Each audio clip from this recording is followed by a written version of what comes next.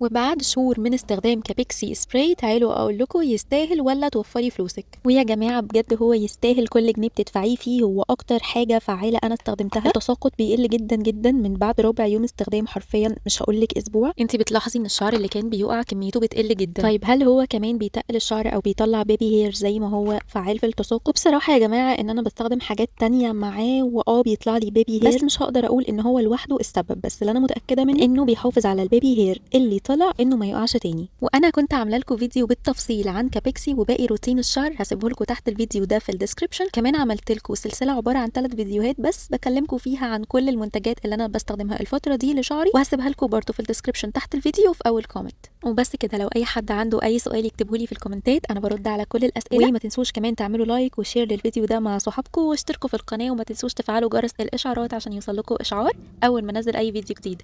وبس كده، باي باي.